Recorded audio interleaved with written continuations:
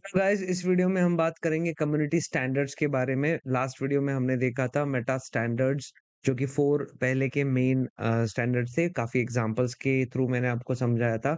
इस वीडियो में हम कम्युनिटी स्टैंडर्ड्स के बारे में बात करेंगे। अगर आपने पिछला वीडियो नहीं देखा तो उसे देख लीजिए एंड देन आप इस वीडियो के थ्रू आगे कंटिन्यू कर सकते हो।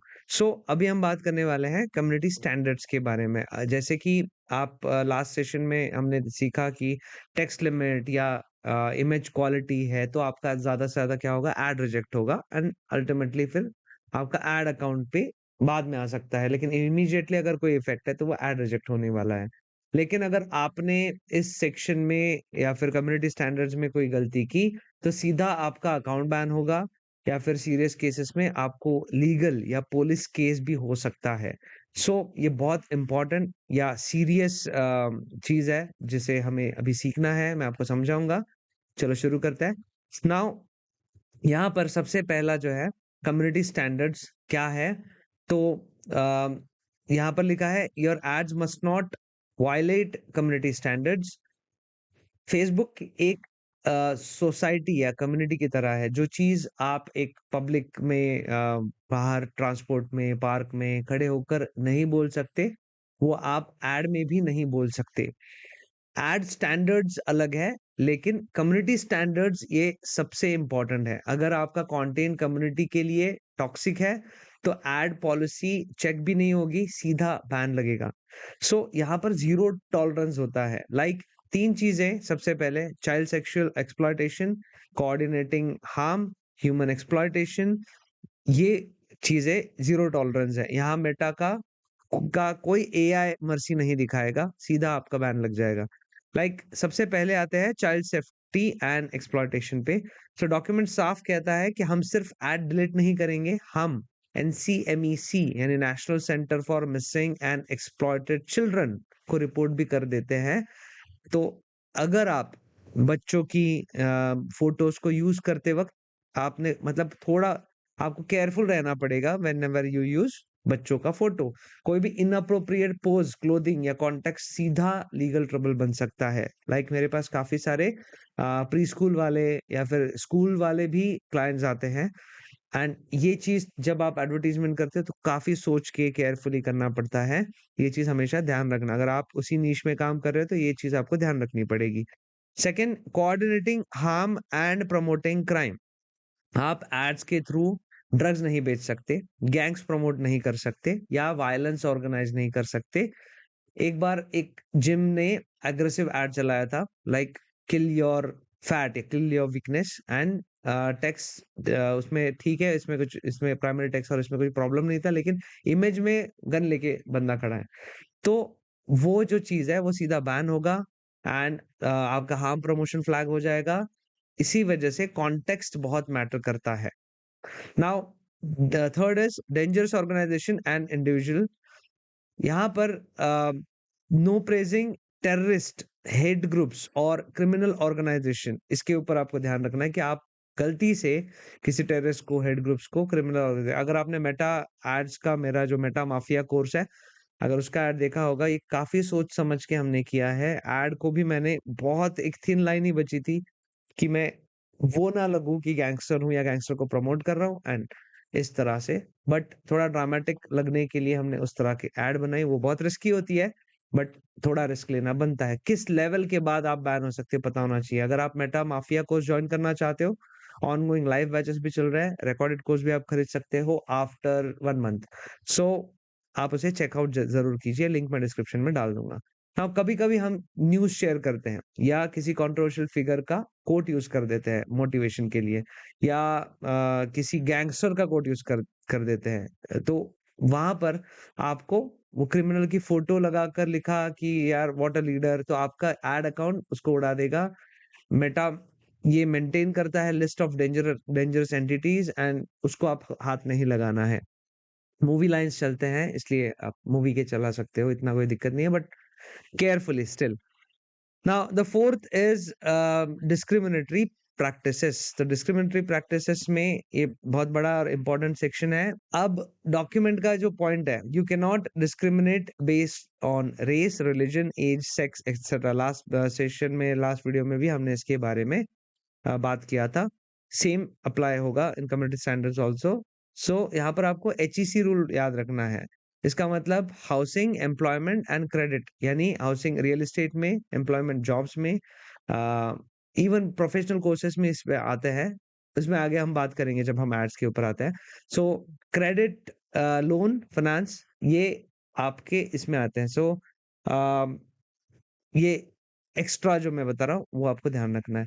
नाउ यहाँ पर एक कॉमन मिस्टेक ऑब्जर्व की थी हमने या कर रहे हैं, लाइक एचआर मैनेजर ने एक जॉब ऐड बनाया, फिर जो होता है कंसल्टेंसी ने एक ऐड बनाया कि wanted sales manager, what wanted digital marketing, must be male, age 20-30।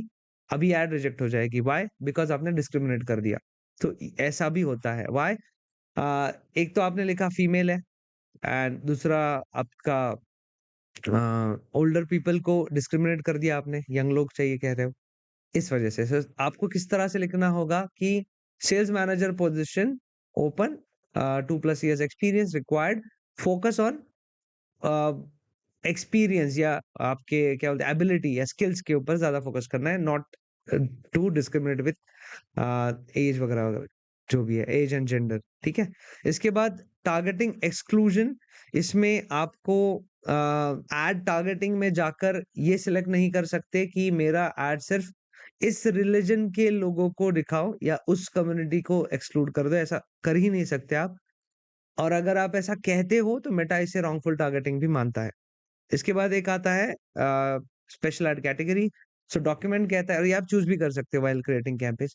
Document कहता है कि अगर आप यूएस और कनाडा और यूरोप टारगेट कर रहे हैं तो एचईसी कैटेगरी में आपको डिक्लेयर करना पड़ेगा कि इंडिया में भी ये अ, अभी स्ट्रिक्ट हो रहा है कि आप हमेशा स्पेशल एड कैटेगरी को चूज करो, इन 3 फील्ड में से कोई एक चूज करो। मैं यूजुअली कोर्स बेचने के लिए नहीं यूज करता, हालाँकि मेरा प्रोफेशनल कोर्स है, करना चाहिए, बट वही है, आपको कोई वेरिफिकेशन नहीं देना पड़ता फॉर कोर्सेस या जॉब वाले रिलेटेड, बट आपको for special category in politics में आपको वेरीफाई करना पड़ता है आधार कार्ड या वो चीज़, तो आपको वो चीज़ को ध्यान रखना है ज़रूर, ठीक है? इसके बाद आते हैं helpful conduct. Now ads must not attack people on the basis of protected characteristics। Protected characteristics क्या है? Like race, religion, disability, disease, gender, ये सारी चीजें आती है आपकी प्रोटेक्टेड कैरेक्टरिस्टिक्स में।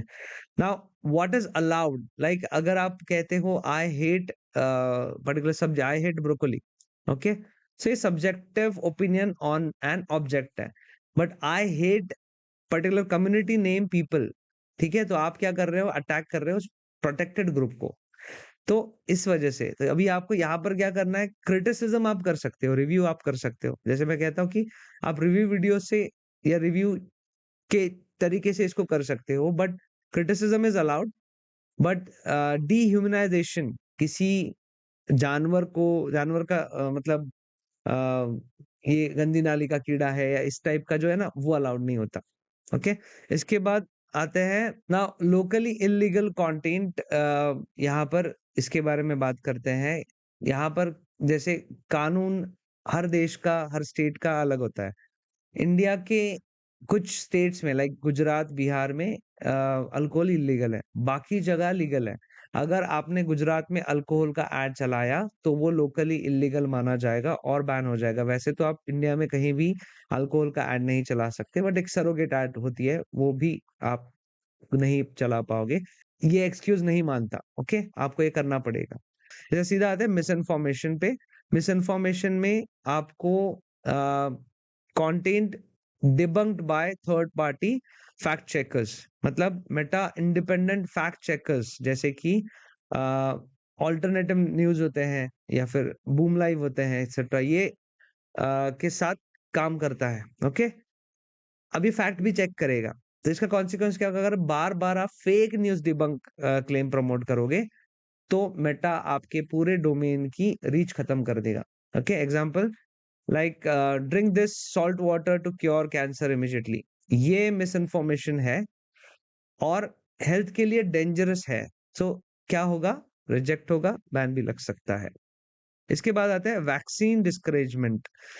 तो वैक्सीन डिस्करेजमेंट मतलब सिंपल है, आप वैक्सीन के खिलाफ प्रचार या एडवोकेसी नहीं कर सकते। व्हाई?